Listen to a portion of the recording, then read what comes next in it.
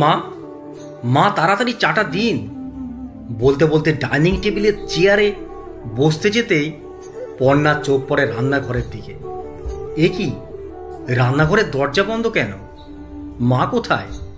মা কি তাহলে এখনো ঘুম থেকে ওঠেইনি?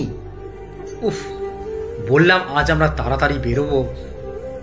শাশুড়ির ঘরের দরজার কাছে এসে চেঁচিয়ে বলে, মা, মা আপনার কি এখনো ঘুম ভাঙেনি? আপনার নয় রান্না ছাড়া আর কোনো কাজ নেই, কিন্তু আমাদের তো সবার কাজকর্ম আছে নাকি? বড় বৌমার চিৎকারে ঘুম ভেঙে যায় রমলা দেবীর। ধরফর করে উঠতে গিয়ে মাথাটা টলে যায়। কোনো মতে নিজেকে সামলে দরজা খুলে বাইরে আসেন। হ্যাঁ মা, একটু ঘুমিয়ে পড়েছিলাম। সারা রাত মাথার যন্ত্রণায় ঘুমোতে পারিনি, তাই ভোরের দিকে। ঠিক আছে, আমি এক্ষুনি সব সামলে নিচ্ছি, একটু সময় দাও। চানটা করে এসেই যাচ্ছি এক্ষুনি। সুমন এই সময় সিঁড়ি দিয়ে নামতে নামতে বিরক্তির সুরে বলে, কটা বাজে দেখেছো মা? আমি পর্ণা 8টার মধ্যে বেরোবো। কালকেই তোমাকে বলেছিলাম টুবলুর স্কুলের গাড়ি আসবে 8:30টায়, তবুও তুমি আজই দেরি করে উঠলে। পর্ণা বলে, পারবেন না সেটা তো কালই বলতে পারতে। আমি না হয় একদিন কষ্ট করে সকাল সকাল উঠতাম।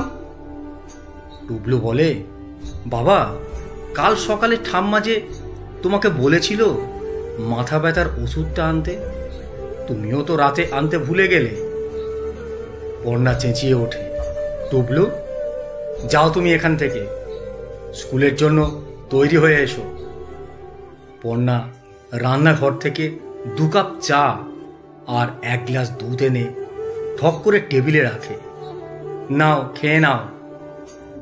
সুমন চাটা খেয়ে বলে, পর্ণা, এবার চলো, আমাদের দেরি হয়ে যাবে, বাইরেই কিছু খেয়ে নেব। টুবলুকে ডেকে একটা 100 টাকার নোট হাতে ধরিয়ে দিয়ে বলে, সামনের কেক শপ থেকে কিছু টিফিন খেয়ে স্কুলের টিফিনটা নিয়ে বাসে উঠিস। রমলা দেবী কোনো মতে স্নান করে এসে ঠাকুরকে একটু জল বাতাসা দিয়েই টুবলুকে বলেন, হ্যাঁ রে দাদু ভাই, ওরা কিছু খেয়ে বেরিয়েছে তো, খালি মুখে বেরোয়নি তো রে সকালবেলা। ইস, আমার জন্য ওদের কত অসুবিধা হয়ে গেল। এই মাথা যন্ত্রণাটায় যত কাল করে। হ্যাঁ গো ঠাম্মি, মা বাবা চা খেয়েছে, আমি দুধ খেয়েছি, কিন্তু তোমার জন্য মনে হয় মা চা রাখেনি। তুমি আগে চা করে খাও, তারপর রান্না করো। ঠিক আছে, খাবো। তা দাদু ভাই, তুমি কি খাবে বলো তো, চট করে করে দিই। সেই সময় দরজা দিয়ে নীলুর মাকে ঢুকতে দেখে টুবলু বলে, পিসি, আমার সঙ্গে একটু সামনের দোকানটায় যাবে? বলে হাত ধরে নিয়ে বেরিয়ে যায়। কিছুক্ষণ পরেই ফিরে আসে, ঠাম্মি, আমি ম্যাগি নিয়ে এসেছি, তুমি বানাও, আমি এই খেয়েই স্কুলে যাব। আর তোমাদের জন্য এনেছি, তোমরাও কিন্তু ম্যাগি খেও। আর এই নাও ঠাম্মি, তোমার মাথা ব্যথার ওষুধ, আমি দোকানের কাকুর কাছ থেকে জিজ্ঞাসা করেই এনেছি, খেয়ে নাও, ব্যথা ঠিক হয়ে যাবে ঠাম্মি। রমলা দেবীর চোখে জল এসে যায়। মনে মনে ভাবেন, এই 12 বছরের ছেলেটার কত দায়িত্ববোধ। মাথায় হাত বুলিয়ে দিয়ে বলেন, মানুষের মতো মানুষ হও দাদু ভাই। মনে মনে ভাবেন, তার সমূহ তো একদিন এমনিই ছিল, সবই তার ভাগ্য। নীলুর মা বলে, বৌদি, টুবলু বলল তুমি নাকি সারা রাত খুব কষ্ট পেয়েছ, তোমার ওষুধ ফুরিয়ে গেছে, তা আমাকে বললে না কেন? আমি এনে দিতাম। আমার হাতে কি টাকা পয়সা কিছু থাকে রে? বৌদি, এমন করে বলো না গো, দাদাবাবুর ঋণ কি আমরা কেউ শোধ করতে পারবো কখনো? সেদিন দাদাবাবু যদি টাকা না দিত, তাহলে আমার নীলু কি আজ ওকালতি পাশ করতে পারত? আর তোমার জন্য সামান্য ওষুধ আমি এনে দিতে পারবো না? বাসের হর্নের আওয়াজ আসতেই টুবলু বলে, আমি এলাম ঠাম্মি। এসো সোনা, দুগ্গা দুগ্গা। বেশ কয়েকদিন পর অফিস বেরোনোর সময় পর্ণা বলে, মা, আজকে বিকেলে কিছু বন্ধু বান্ধব আসবে, আপনি ঘরেই থাকবেন, ওদের সামনে বেরোবেন না যেন। দাদু ভাই কোথায় থাকবে বৌমা? সুমন বলে, ও নিয়ে তুমি ভেবো না মা। টুবলুকে আগের বারের মতো পর্ণার ভাই স্কুল থেকে ও বাড়ি নিয়ে যাবে, আর বিকেলে মিতু আর ওর বড় আসবে। আমাদের খাবার সব বাইরে থেকেই আনবো, তুমি তোমার মতো কিছু বানিয়ে নিও। বিকেলে সুমন পর্ণা ফেরার বেশ কিছুক্ষণ আগে মিতু ও মিতুর বর রাজু আসে। রমলা দেবী বলেন, দিদিভাইকে আনলি না? ওকে কি করে আনবো, ও আছে শাশুড়ির কাছে, এইসব পার্টিতে বাচ্চারা অ্যালাউড নয়। শুনে রমলা দেবীর বুক কেঁপে ওঠে। ভাবেন আবার সেই পার্টি, সেই চেঁচামেচি আওয়াজ, উফ, আর ভালো লাগে না, বুক ধরফর করে। রাজু বলে, মা আপনি শুনেছেন তো আপনার ছেলের আবার প্রমোশন হয়েছে? না বাবা, আমাকে বোধহয় বলার প্রয়োজন হয়নি, তাই বলেনি। মিতু বলে, মা দাদা বলছিল বাবার এই বাড়িটা প্রমোটারকে দিয়ে দুটো ফ্ল্যাট নেবে, উইলটা তো তোমার কাছেই আছে, তাই না মা? তুই এসব কি বলছিস মিতু? ইতস্তত করে রাজু বলে, মা একটা ফ্ল্যাটে ওরা থাকবে আর অন্য ফ্ল্যাটে এইসব পার্টি হবে, এখন তো দাদাকে মাঝে মধ্যেই পার্টি দিতে হবে। মিতু বলে, আর জানো তো মা, তোমার সোনু, দিদু ভাই আর টুবলুর হোস্টেলের ব্যবস্থা হয়ে গেছে, ওরা এখন থেকে ওখান থেকেই পড়াশোনা করবে। আর শোনো না মা, আর একটা কথা আছে, আমার শাশুড়ি আর তোমার জন্য আমরা একটা খুব ভালো থাকার ব্যবস্থা করেছি, ওখান থেকে ওরা মাঝে মাঝে বেড়াতে নিয়ে যায়, পুজোর সময় ঠাকুর দেখাতে নিয়ে যায়, সুন্দর এসি রুম, তোমরা খুব ভালো থাকবে। রমলা দেবী বুঝতে আর বাকি থাকে না কি হতে চলেছে, তবুও তিনি কিছু না বলে চুপ করেই থাকেন। সন্ধে হতেই সবাই একে একে এসে যায়।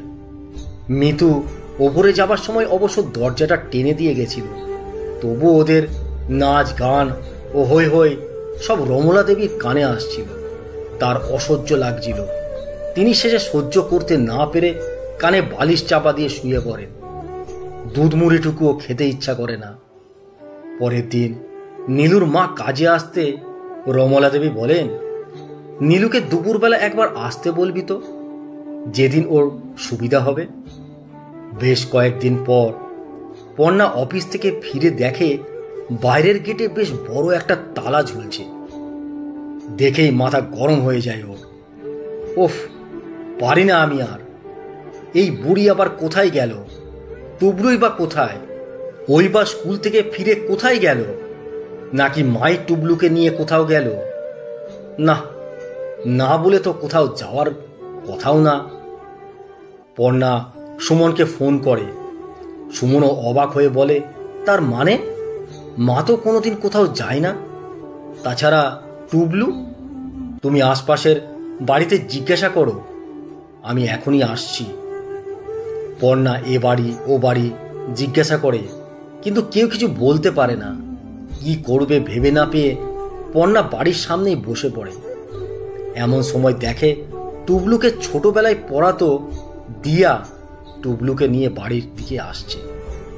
পর্ণা সব জিজ্ঞাসা করতে টুবলু বলে, ঠাম্মা বলল তুমি একটু দিয়া দিদির কাছে থাকো, আমি এখনই আসছি। দিয়া বলে, হ্যাঁ, আর ঠাম্মা আমাকে বলল ঠাম্মার যদি আসতে দেরি হয় তাহলে আমি যেন 6টার পরে এসে টুবলুকে তোমার কাছে দিয়ে যায়। ইতিমধ্যে সুমনও এসে পড়ে। পর্ণা বলে, তোমার মা যেখানে যাবার গেছেন, তা বলে চাবিটা তো টুবলুর হাতে দিয়ে যেতে পারতেন। সুমন অনেক কষ্ট করে তালা ভেঙে বাড়িতে ঢোকে। পর্ণা বলে, এই জন্যই বলছিলাম তোমার মাকে বৃদ্ধাশ্রমে রেখে আসতে। হ্যাঁ জানি, কিন্তু আমিই বলেছিলাম রান্নার মাসি আসুক তারপর, না হলে তো তোমারই অসুবিধা হতো। ওফ, কিন্তু এখন মা কোথায় গেল কে জানে। আমি মিতুকে ফোন করেছিলাম, মিতুও অবাক। রাতে যদি না ফেরে তাহলে কাল সকালে আবার খুঁজতে হবে। কি যে করে কে জানে। বিরক্ত লাগে, আর ভাল লাগে না। অফিস থেকে এসে যত জ্বালা, আবার কাল খুঁজতে বেরোবো। উফ। টুবলু কাঁদতে থাকে। পর্ণা বলে, এখন কাঁদছো কেন? যখন ঠাম্মা তোমাকে দিয়া দিদির বাড়ি রেখে গেল তখন আটকাতে পারোনি? পরের দিন সকালবেলা মিতু মেয়েকে স্কুলে দিয়েই এখানে চলে আসে। টুবলুকেও জোর করে স্কুলে পাঠিয়ে দেয় পর্ণা। হঠাৎ আবার দরজায় কলিং বেল বেজে ওঠে। সুমন বলে, এখন আবার কে এলো? মা এলো নাকি? দরজা খুলতেই দেখেন পুলিশ অফিসার। আপনি সুমনবাবু তো? হ্যাঁ। মায়ের কি কিছু? মায়ের জন্য চিন্তা করছেন? অবাক করলেন মশাই। তা আমি কি বলছি আগে শুনুন। আপনি কাল এই বাড়ির দরজার তালা ভেঙে ঢুকেছেন। জানেন কি, সেই অপরাধে আপনার জেল পর্যন্ত হতে পারে। সুমন বলে, মানে? আপনি বলছেনটা কি আমি আমার বাড়ির তালা ভেঙে ঢুকেছি? আপনি কে মশাই এতে মাথা ঘামানোর? আপনি বরং কেন এসেছেন সেটা জানতে পারি? আপনাকে তো বললাম আমার আসার কারণটা। উফ, আবার সেই তালা ভাঙার কথাই বলছেন। পাড়ার সবাইকে জিজ্ঞাসা করে দেখুন, এটা আমার বাবা সতীশ বসুর বাড়ি। আমি ওনার ছেলে, সুতরাং বাবার অবর্তমানে তো এটা আমারই বাড়ি হলো নাকি? আপনি ভুল জানেন সুমনবাবু। এই বাড়িটা শ্রীমতী রমলা বসু, আপনার নয়। ওনার স্বামী সতীশ বসু বাড়িটা ওনার স্ত্রীর নামেই লিখে দিয়েছিলেন। আর গতকাল সকালে রমলা দেবী তাঁর এই বাড়িটা একটি বৃদ্ধাশ্রমকে দান করে দিয়েছেন। সুমন, পর্ণা, মিতু সবাই অবাক হয়ে যায়। সুমন বলে, কি? এটা হতেই পারে না। অফিসার কোনো কথা না বলে গাড়ির দিকে এগিয়ে গিয়ে ডাকেন, উকিল বাবু, আপনি এদিকে এসে ওনাকে কাগজপত্রগুলো দেখান তো। সুমন সব দেখে অবাক হয়ে যায়। বলে, মায়ের নামে বাড়ি, মায়ের নামে যে বাড়িটা বাবা লিখে গেছে ভাবতেই পারিনি। ইস, দলিলটা একবারও পড়ার প্রয়োজনই মনে করিনি, কিন্তু মা এটা আমাদের সাথে করতে পারলো। উকিলবাবু বলেন, কেন নয় সুমনবাবু, আপনি তো ভাবতেই পারেননি এটা আপনার মায়ের বাড়ি হতে পারে, তাই ওনাকেই আপনি বৃদ্ধাশ্রমে পাঠাবার ব্যবস্থা করছিলেন। আচ্ছা শুনুন, এখন আপনাকে 48 ঘন্টা সময় দেওয়া হলো। তার মধ্যে আপনাকে বাড়িটা পুরো খালি করে দিতে হবে। মিতু বলে, কিন্তু তাহলে মা এখন কোথায়? আমরা কি মায়ের সাথে একবার দেখা করতে পারি? অফিসার জানান, না, আপনারা কেউ দেখা করতে পারবেন না, এবং সেটা ওনারই ইচ্ছাতে। আর মায়ের কথা চিন্তা করবেন না, ওনার দায়িত্ব এখন সেই বৃদ্ধাশ্রমেরই, যেখানে উনি বাড়িটা দান করেছেন।